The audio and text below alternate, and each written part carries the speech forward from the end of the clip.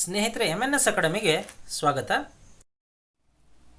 ಸ್ನೇಹಿತರೆ, ಇದೇ ಮೊದಲನೇ ಸಾರಿ ನೀವು ನಮ್ಮ ಚಾನಲ್ಗೆ ಭೇಟಿ ನೀಡ್ತಾ ಇದ್ದರೆ ನಮ್ಮ ಚಾನಲನ್ನು ಸಬ್ಸ್ಕ್ರೈಬ್ ಆಗಿ, ಹಾಗೆ ಪಕ್ಕದಲ್ಲಿರ್ತಕ್ಕಂಥ ಬೆಲ್ ಬಟನನ್ನು ಕ್ಲಿಕ್ ಮಾಡಿದ್ರೆ ನಾವು ಮಾಡ್ತಕ್ಕಂಥ ಎಲ್ಲ ಹೊಸ ವಿಡಿಯೋಗಳ ನೋಟಿಫಿಕೇಷನ್ ನಿಮಗೆ ತಲುಪತ್ತೆ. ಹಾಗೆ ನಮ್ಮ ಚಾನಲ್ನ ಪ್ಲೇಲಿಸ್ಟ್ನಲ್ಲಿ ಹಲವಾರು ವಿಡಿಯೋಗಳಿದೆ, ಆ ವಿಡಿಯೋಗಳನ್ನೆಲ್ಲ ನೀವು ನೋಡಿ ಅಂತ ಹೇಳ್ತಾ ನಮಸ್ಕಾರ.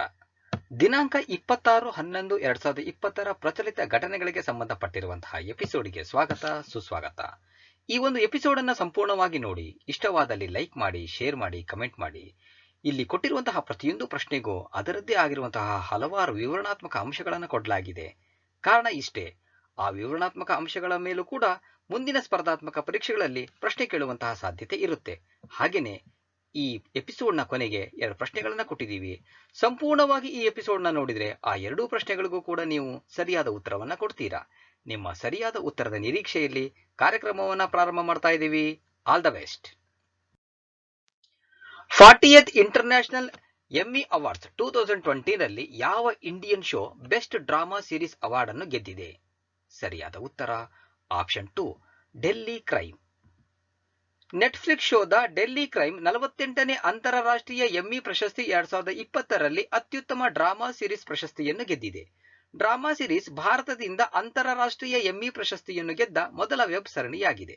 ಈ ಕಾರ್ಯಕ್ರಮವನ್ನು ರಿಚಿ ಮೆಹ್ತಾ ಬರೆದು ನಿರ್ದೇಶಿಸಿದ್ದಾರೆ ಮತ್ತು ನಟಿ ಶಫಾಲಿ ಶಾ ಮುಖ್ಯ ಪಾತ್ರದಲ್ಲಿದ್ದಾರೆ. ಡೆಲ್ಲಿ ಕ್ರೈಮ್ 2012 ರಲ್ಲಿ ನಿರ್ಭಯಾ ಸಾಮೂಹಿಕ ಅತ್ಯಾಚಾರ ಘಟನೆಯನ್ನು ಆಧರಿಸಿದ ವೆಬ್ ಸರಣಿಯಾಗಿದೆ. ಇದು ಅಂತಾರಾಷ್ಟ್ರೀಯ ಎಮ್ಮಿ ಪ್ರಶಸ್ತಿ 2020ರ 48ನೇ ಆವೃತ್ತಿಯಾಗಿದೆ.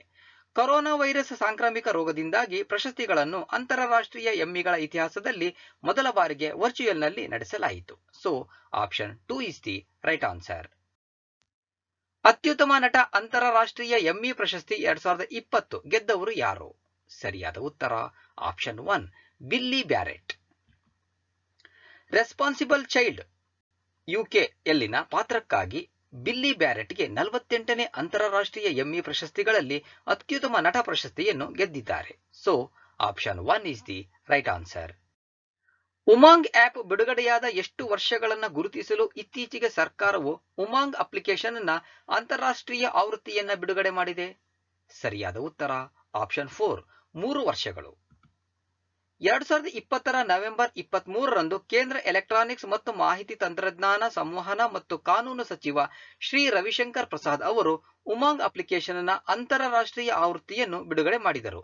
ಇದು 3 ವರ್ಷಗಳ ಉಮಾಂಗ್ ಸಂದರ್ಭವನ್ನು ಗುರುತಿಸಲು ಮತ್ತು 2000ಕ್ಕೂ ಹೆಚ್ಚು ಸೇವೆಗಳ ಮೈಲಿಗಲ್ಲನ್ನು ಆಚರಿಸಲು. USA, UK, Canada, Australia, UAE, Netherlands, Singapore, Australia ಮತ್ತು ನ್ಯೂಜಿಲೆಂಡ್ ಅನ್ನು ಒಳಗೊಂಡಿರುವ ಆಯ್ದ ದೇಶಗಳಿಗಾಗಿ ಅಂತಾರಾಷ್ಟ್ರೀಯ ಅಪ್ಲಿಕೇಶನ್ ಅನ್ನು ಪ್ರಾರಂಭಿಸಲಾಗಿದೆ. ಉಮಾಂಗ್ ಆಪ್ನ ಅಂತಾರಾಷ್ಟ್ರೀಯ ಆವೃತ್ತಿಯು ಭಾರತೀಯ ಅಂತಾರಾಷ್ಟ್ರೀಯ ವಿದ್ಯಾರ್ಥಿಗಳು, NRIಗಳು ಮತ್ತು ವಿದೇಶದಲ್ಲಿರುವ ಭಾರತೀಯ ಪ್ರವಾಸಿಗರಿಗೆ ಯಾವುದೇ ಸಮಯದಲ್ಲಿ ಭಾರತ ಸರ್ಕಾರದ ಸೇವೆಗಳನ್ನು ಪಡೆಯಲು ಸಹಾಯ ಮಾಡುತ್ತದೆ. ನವದೆಹಲಿಯ ಸೈಬರ್ ಸ್ಪೇಸ್ ಕುರಿತ ಜಾಗತಿಕ ಸಮ್ಮೇಳನದ 5ನೇ ಆವೃತ್ತಿಯಲ್ಲಿ ಪ್ರಧಾನಿ ನರೇಂದ್ರ ಮೋದಿ ಅವರು 23 ನವೆಂಬರ್ 2017ರಂದು Umang unified mobile application for new age governance unified mobile application for new age governance ಹೊಸ ವಯಸ್ಸಿನ ಆಡಳಿತಕ್ಕಾಗಿ ಏಕೀಕೃತ ಮೊಬೈಲ್ ಅಪ್ಲಿಕೇಶನ್ ಅನ್ನು ಪ್ರಾರಂಭಿಸಿದರು. ಕೇಂದ್ರ ಮತ್ತು ರಾಜ್ಯ ಸರ್ಕಾರಗಳ ವಿವಿಧ ಇಲಾಖೆಗಳ ಹೆಚ್ಚಿನ ಪ್ರಭಾವದ ಸೇವೆಗಳಿಗೆ ಪ್ರವೇಶವನ್ನು ಒದಗಿಸಲು ಇದು ಭಾರತ ಸರ್ಕಾರವು ಆಲ್ ಇನ್ ಒನ್ ಸಿಂಗಲ್ ಏಕೀಕೃತ ಸುರಕ್ಷಿತ ಬಹುಚಾನೆಲ್ ಬಹುಭಾಷಾ ಬಹುಸೇವಾ ಮೊಬೈಲ್ ಅಪ್ಲಿಕೇಶನ್ ಆಗಿದೆ. USA, UK, Canada, Australia, UAE, Netherlands, Singapore, Australia ಮತ್ತು ನ್ಯೂಜಿಲೆಂಡ್ ಅನ್ನು ಒಳಗೊಂಡಿರುವ ಆಯ್ದ ದೇಶಗಳಿಗಾಗಿ ಅಂತಾರಾಷ್ಟ್ರೀಯ ಅಪ್ಲಿಕೇಶನ್ ಅನ್ನು ಪ್ರಾರಂಭಿಸಲಾಗಿದೆ. ಉಮಾಂಗ್ ಆಪ್ನ ಅಂತಾರಾಷ್ಟ್ರೀಯ ಆವೃತ್ತಿಯು ಭಾರತೀಯ ಅಂತಾರಾಷ್ಟ್ರೀಯ ವಿದ್ಯಾರ್ಥಿಗಳು, NRIಗಳು ಮತ್ತು ವಿದೇಶದಲ್ಲಿರುವ ಭಾರತೀಯ ಪ್ರವಾಸಿಗರಿಗೆ ಯಾವುದೇ ಸಮಯದಲ್ಲಿ ಭಾರತ ಸರ್ಕಾರದ ಸೇವೆಗಳನ್ನು ಪಡೆಯಲು ಸಹಾಯ ಮಾಡುತ್ತದೆ. ನವದೆಹಲಿಯ ಸೈಬರ್ ಸ್ಪೇಸ್ ಕುರಿತ ಜಾಗತಿಕ ಸಮ್ಮೇಳನದ 5ನೇ ಆವೃತ್ತಿಯಲ್ಲಿ ಪ್ರಧಾನಿ ನರೇಂದ್ರ ಮೋದಿ ಅವರು 23 ನವೆಂಬರ್ 2017ರಂದು ಉಮಾಂಗ್ ಹೊಸ ವಯಸ್ಸಿನ ಆಡಳಿತಕ್ಕಾಗಿ ಏಕೀಕೃತ ಮೊಬೈಲ್ ಅಪ್ಲಿಕೇಶನ್ ಅನ್ನು ಪ್ರಾರಂಭಿಸಿದರು. ಕೇಂದ್ರ ಮತ್ತು ರಾಜ್ಯ ಸರ್ಕಾರಗಳ ವಿವಿಧ ಇಲಾಖೆಗಳ ಹೆಚ್ಚಿನ ಪ್ರಭಾವದ ಸೇವೆಗಳಿಗೆ ಪ್ರವೇಶವನ್ನು ಒದಗಿಸಲು ಇದು ಭಾರತ ಸರ್ಕಾರವು ಆಲ್ ಇನ್ ಒನ್ ಸಿಂಗಲ್ ಏಕೀಕೃತ ಸುರಕ್ಷಿತ ಬಹುಚಾನೆಲ್ ಬಹುಭಾಷಾ ಬಹುಸೇವಾ ಮೊಬೈಲ್ ಅಪ್ಲಿಕೇಶನ್ ಆಗಿದೆ. So option 4 is the right answer. ಮಹಿಳೆಯರ ಮೇಲಿನ ದೌರ್ಜನ್ಯ ನಿರ್ಮೂಲನೆಗಾಗಿ ಅಂತಾರಾಷ್ಟ್ರೀಯ ದಿನ international day for the elimination of violence against women ಅನ್ನು ಪ್ರತಿ ವರ್ಷ ಯಾವಾಗ ಆಚರಿಸಲಾಗುತ್ತದೆ? ಸರಿಯಾದ ಉತ್ತರ ಆಪ್ಷನ್ 3 ನವೆಂಬರ್ 25.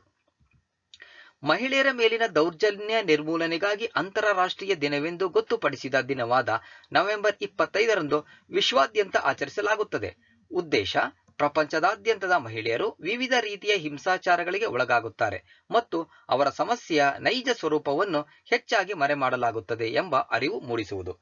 2020ರ ಥೀಮ್ ಏನಪ್ಪಾ ಅಂತ ಹೇಳಿದರೆ orange the world, fund, respond, prevent, collect. ಈ ದಿನವನ್ನು UNGA ಡಿಸೆಂಬರ್ 17, 1999ರಂದು ಅಧಿಕೃತವಾಗಿ ಗೊತ್ತುಪಡಿಸಿತು. So option 3 is the right answer. ಹುಲಿಗಳ ಸಂಖ್ಯೆಯನ್ನು ದ್ವಿಗುಣಗೊಳಿಸಿದ್ದಕ್ಕಾಗಿ Pilibhit tiger reserve PTR TX2 international award ಅನ್ನು ಗೆದ್ದಿದೆ. ಈ ಫಿಲಿಬಿತ್ ಟೈಗರ್ ರಿಸರ್ವ್ ಮೀಸಲು ಯಾವ ರಾಜ್ಯದಲ್ಲಿದೆ? ಸರಿಯಾದ ಉತ್ತರ ಆಪ್ಷನ್ 1 ಉತ್ತರ ಪ್ರದೇಶ. ಹುಲಿಗಳ ಸಂಖ್ಯೆಯನ್ನು ದ್ವಿಗುಣಗೊಳಿಸಿದ್ದಕ್ಕಾಗಿ ಉತ್ತರ ಪ್ರದೇಶದ ಫಿಲಿಬಿತ್ ಜಿಲ್ಲೆ ಮತ್ತು ಶಹಜಹಾನಪುರ ಜಿಲ್ಲೆಯಲ್ಲಿರುವ ಫಿಲಿಬಿತ್ ಟೈಗರ್ ರಿಸರ್ವ್ ರಾಜ್ಯ ಅರಣ್ಯ ಇಲಾಖೆಯೊಂದಿಗೆ ಮೊದಲ ಬಾರಿಗೆ ಅಂತಾರಾಷ್ಟ್ರೀಯ ಪ್ರಶಸ್ತಿ TX2 ಅನ್ನು ಗೆದ್ದಿದೆ. TX2 ಎಂದರೆ ಟೈಗರ್ಸ್ ಟೈಮ್ಸ್ 2. ಇದು ಕಾಡು ಹುಲಿಗಳನ್ನು ದ್ವಿಗುಣಗೊಳಿಸುವ ಗುರಿಯನ್ನು ಸೂಚಿಸುತ್ತದೆ. ಎಲ್ಲ 13 ಹುಲಿ ಶ್ರೇಣಿಯ ದೇಶ Bharat, Bangladesh, Bhutan, Cambodia, China, Indonesia, Lao, PDR, Malaysia, Myanmar, Nepal, Russia, Thailand ಮತ್ತು ವಿಯೆಟ್ನಾಂ ಗಳಲ್ಲಿ ಫಿಲಿಬಿತ್ ಟೈಗರ್ ರಿಸರ್ವ್ ಈ ಪ್ರಶಸ್ತಿಯನ್ನು ಪಡೆದ ಮೊದಲ ಮೀಸಲು ಪ್ರದೇಶವಾಗಿದೆ. ಇದು ಕೇವಲ 4 ವರ್ಷಗಳಲ್ಲಿ ಹುಲಿಯ ಜನಸಂಖ್ಯೆಯನ್ನು ದ್ವಿಗುಣಗೊಳಿಸುವ ಗುರಿಯನ್ನು ಸಾಧಿಸಿತು. ಇದು 10 ವರ್ಷಗಳ ಗುರಿಯ ವಿರುದ್ಧ. 2014ರಲ್ಲಿ ಫಿಲಿಬಿತ್ ಟೈಗರ್ ರಿಸರ್ವ್ PTR 25 ಹುಲಿಗಳನ್ನು ಹೊಂದಿದ್ದು ಅದು 2018ರಲ್ಲಿ 65ಕ್ಕೆ ಏರಿತು. So option 1 is the right answer. ಚಂದ್ರನ ಮಾದರಿಗಳನ್ನು ಸಂಗ್ರಹಿಸಲು ಯಾವ ದೇಶವು ಚಂದ್ರನಿಗೆ ಚಾಂಗ್ 5 ಮಿಷನ್ ಅನ್ನು ಪ್ರಾರಂಭಿಸಿದೆ? ಸರಿಯಾದ ಉತ್ತರ ಆಪ್ಷನ್ 3 ಚೀನಾ. 2020ರ ನವೆಂಬರ್ 24ರಂದು ಚೀನಾವು ಚಂದ್ರನ ಮಾದರಿಗಳನ್ನು ಸಂಗ್ರಹಿಸಲು ಚಂದ್ರನಿಗೆ ಐತಿಹಾಸಿಕ ಮಿಷನ್ ಚಾಂಗ್ 5 ಅನ್ನು ಪ್ರಾರಂಭಿಸಿತು. ದಕ್ಷಿಣ ದ್ವೀಪ ಪ್ರಾಂತ್ಯದ ಹೈನಾನ್ ಕರಾವಳಿಯಲ್ಲಿರುವ ವೆನ್ಚಾಂಗ್ ಬಾಹ್ಯಾಕಾಶ ನೌಕೆ ಉಡಾವಣಾ ತಾಣದಿಂದ ಚೀನಾದ ಸ್ಥಳೀಯ ಲಾಂಗ್ ಮಾರ್ಚ್ 5 ರಾಕೆಟ್ನಲ್ಲಿ ಚಾಂಗ್ 5 ಎಂಬ ಬಾಹ್ಯಾಕಾಶ ನೌಕೆಯನ್ನು ಉಡಾಯಿಸಲಾಯಿತು. ಅಂತರಿಕ್ಷದಿಂದ ಮಾದರಿಗಳನ್ನು ಹಿಂಪಡೆಯಲು ಇದು ಚೀನಾದ ಮೊದಲ ಪ್ರಯತ್ನವಾಗಿದೆ. ಇದು 40ಕ್ಕೂ ಹೆಚ್ಚು ವರ್ಷಗಳಲ್ಲಿ ವಿಶ್ವದ ಮೊದಲ ಚಂದ್ರ ಮಾದರಿ ಮಿಷನ್ ಆಗಿದೆ.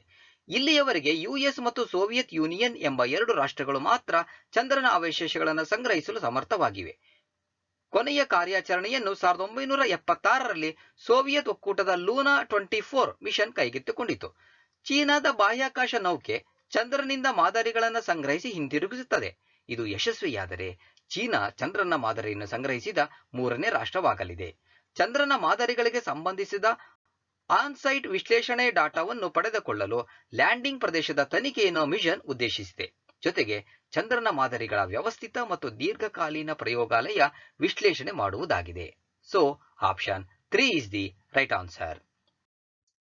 ಯಾವ ದೇಶದಲ್ಲಿ ಸುರಕ್ಷಿತ ಕುಡಿಯುವ ನೀರಿಗಾಗಿ ಯಾವ ದೇಶವು ಶಾ ಟೂತ್ ಅಣೆಕಟ್ಟು ಡ್ಯಾಂ ಅಭಿವೃದ್ಧಿಪಡಿಸಲು ಭಾರತದೊಂದಿಗೆ ಒಪ್ಪಂದ ಮಾಡಿಕೊಂಡಿದೆ? ಸರಿಯಾದ ಉತ್ತರ ಆಪ್ಷನ್ 1 ಆಫ್ಘಾನಿಸ್ತಾನ.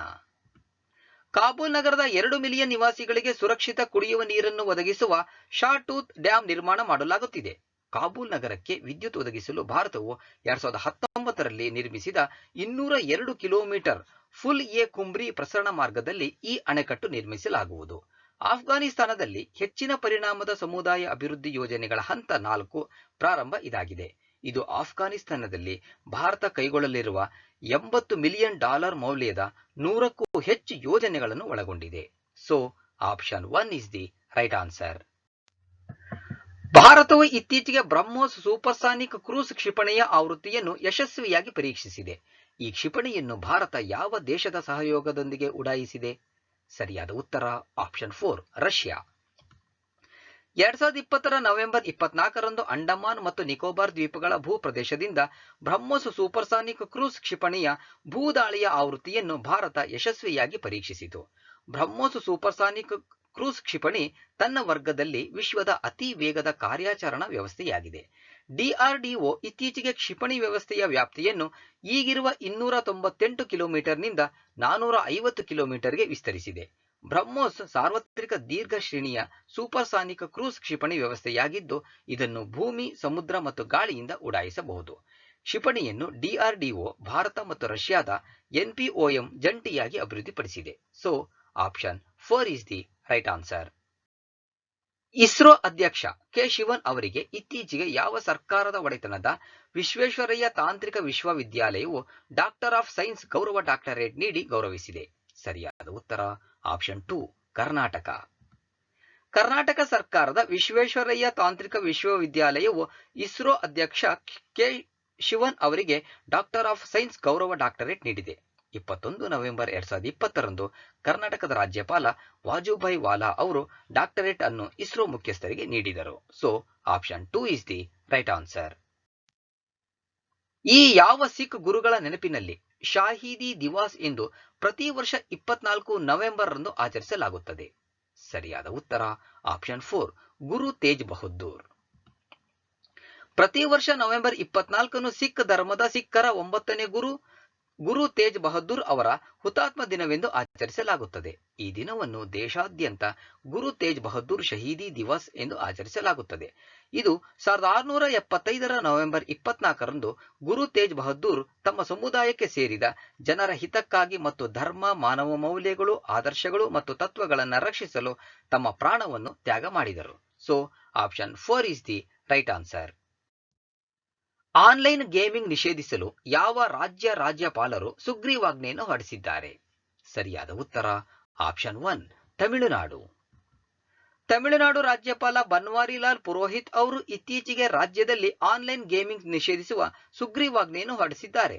ಇದಕ್ಕೆ ಸಂಬಂಧಿತ ಕಾಯ್ದೆಗಳಿಗೆ ತಿದ್ದುಪಡಿ ಮಾಡುವ ಮೂಲಕ ಸುಗ್ರೀವಾಜ್ಞೆಯನ್ನು ಪ್ರಕಟಿಸುವ ಪ್ರಸ್ತಾಪವನ್ನು ರಾಜ್ಯ ಸರ್ಕಾರ ರಾಜ್ಯಪಾಲರಿಗೆ ಸಲ್ಲಿಸಿದೆ.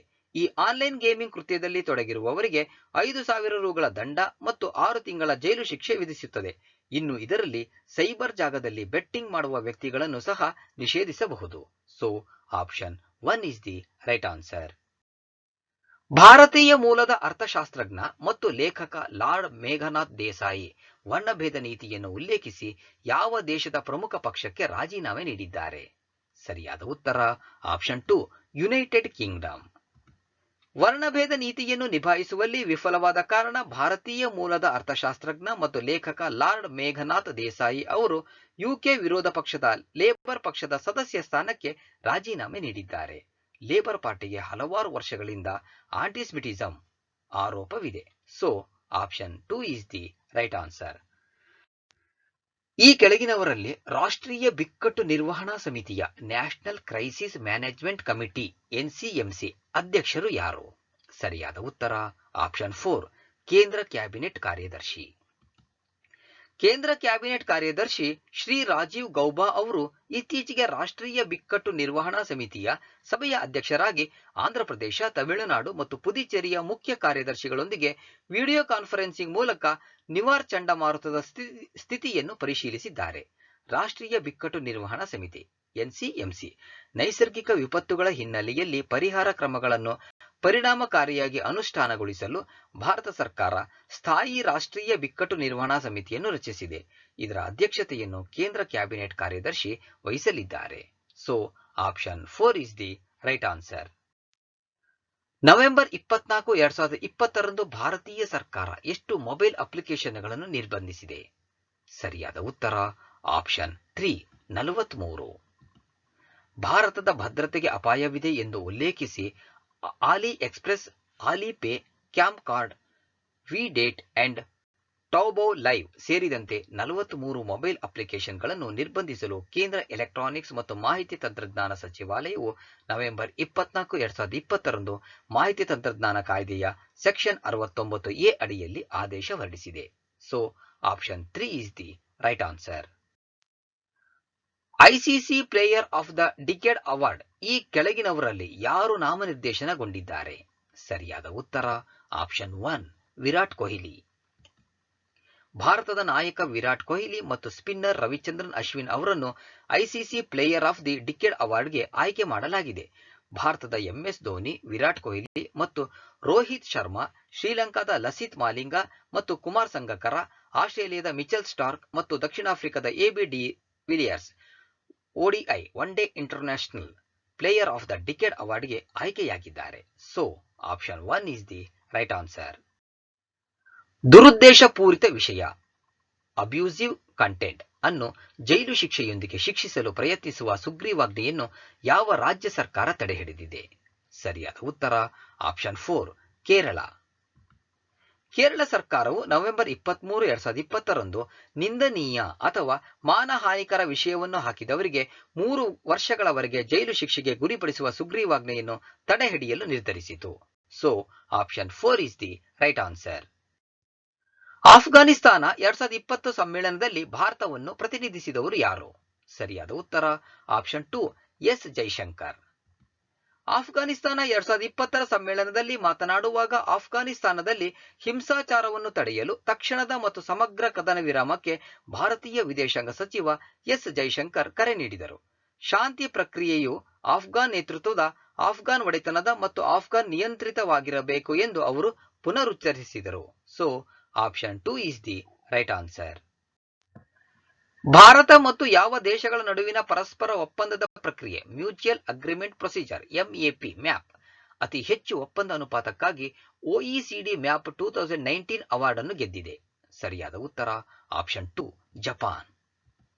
Bharat Japan mutual agreement procedure map ಸಹಕಾರವು OECD ಮ್ಯಾಪ್ 2019 ಅವಾರ್ಡ್ ಅನ್ನು ಅತ್ಯಧಿಕ ಒಪ್ಪಂದ ಅನುಪಾತಕ್ಕಾಗಿ ಗೆದ್ದಿದೆ.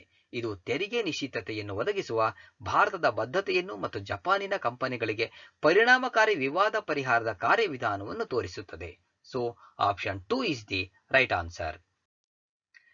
ಇತ್ತೀಚೆಗೆ ಸುದ್ದಿಯಲ್ಲಿ ಕಂಡುಬರುವ ಭೂಕಂಪನ ಸಮೀಕ್ಷೆ ಅಭಿಯಾನವನ್ನು ಯಾವ ಭಾರತೀಯ ಕಂಪನಿ ಪ್ರಾರಂಭಿಸಿದೆ? ಸರಿಯಾದ ಉತ್ತರ ಆಪ್ಷನ್ 1 ಆಯಿಲ್ ಇಂಡಿಯಾ ಲಿಮಿಟೆಡ್. ಕೇಂದ್ರ ಪೆಟ್ರೋಲಿಯಂ ಮತ್ತು ನೈಸರ್ಗಿಕ ಅನಿಲ ಸಚಿವ ಧರ್ಮೇಂದ್ರ ಪ್ರಧಾನ್ ಇತ್ತೀಚೆಗೆ ಆಯಿಲ್ ಇಂಡಿಯಾ ಲಿಮಿಟೆಡ್ ಭೂಕಂಪನ ಸಮೀಕ್ಷೆ ಅಭಿಯಾನವನ್ನು ಉದ್ಘಾಟಿಸಿದ್ದಾರೆ. 220 ಕೋಟಿ ಭೂಕಂಪನ ಸಮೀಕ್ಷೆಯನ್ನು ಓಪನ್ ಅಕ್ರೀಸ್ ಲೈಸೆನ್ಸಿಂಗ್ ಪಾಲಿಸಿ OALP ಅಡಿಯಲ್ಲಿ ನಡೆಸಲಾಗುವುದು. ಈ ಮೂಲಕ ಒಡಿಶಾದಲ್ಲಿ ಹೈಡ್ರೋಕಾರ್ಬನ್ ಪರಿಶೋಧನೆಗಾಗಿ ಆಯಿಲ್ ಇಂಡಿಯಾ ಲಿಮಿಟೆಡ್ ಈ ಹಿಂದೆ 5 ಬ್ಲಾಕ್ಗಳನ್ನು ಗೆದ್ದಿತ್ತು. ಒಡಿಶಾದ ಮಹಾನದಿ ಜಲಾನಯನ ಪ್ರದೇಶದಲ್ಲಿ ಮತ್ತು ಸುತ್ತಮುತ್ತಲಿನ ಪ್ರದೇಶಗಳಲ್ಲಿ ಈ ಸಮೀಕ್ಷೆಯನ್ನು ಕೈಗೊಳ್ಳಲಾಗುವುದು. So option 1 is the right answer. ಪ್ರಶ್ನೆ 1 ಇಸ್ರೋದ ಈಗಿನ ಅಧ್ಯಕ್ಷ ಯಾರು? ಇಸ್ರೋದ ಈಗಿನ ಅಧ್ಯಕ್ಷರು ಯಾರು? ಪ್ರಶ್ನೆ 2 ಯಾವ ಡ್ರಾಮಾ ಸಿರೀಸ್ ಭಾರತದಿಂದ ಅಂತಾರಾಷ್ಟ್ರೀಯ ಎಮ್ಮಿ ಪ್ರಶಸ್ತಿಯನ್ನು ಗೆದ್ದ ಮೊದಲ ವೆಬ್ ಸರಣಿಯಾಗಿದೆ? ಯಾವ ಡ್ರಾಮಾ ಸಿರೀಸ್ ಭಾರತದಿಂದ ಅಂತಾರಾಷ್ಟ್ರೀಯ ಎಮ್ಮಿ ಪ್ರಶಸ್ತಿಯನ್ನು ಗೆದ್ದ ಮೊದಲ ವೆಬ್ ಸರಣಿಯಾಗಿದೆ? ಈ 2 ಪ್ರಶ್ನೆಗಳಿಗೂ ಕೂಡ ನೀವು ಸರಿಯಾದ ಉತ್ತರವನ್ನ ಕೊಡ್ತೀರಾ ಎಂಬಂತಹ ನಿರೀಕ್ಷೆಯಲ್ಲಿ ಇವತ್ತಿನ ಎಪಿಸೋಡ್ನ ಮುಗಿಸ್ತಾ ಇದ್ದೀನಿ. All the best. Thank you. ಸ್ನೇಹಿತರೆ, ವಿಡಿಯೋವನ್ನು ನೋಡಿದಂಥ ಎಲ್ಲರಿಗೂ ಧನ್ಯವಾದಗಳು. ನಾಳಿನ ಪ್ರಚಲಿತ ಘಟನೆಯ ವಿದ್ಯಮಾನದೊಂದಿಗೆ ಮತ್ತೆ ನಿಮ್ಮನ್ನು ಭೇಟಿಯಾಗ್ತೀವಿ. ಅಲ್ಲಿವರೆಗೂ ಎಲ್ಲರಿಗೂ ಧನ್ಯವಾದಗಳು. ನಮಸ್ಕಾರ.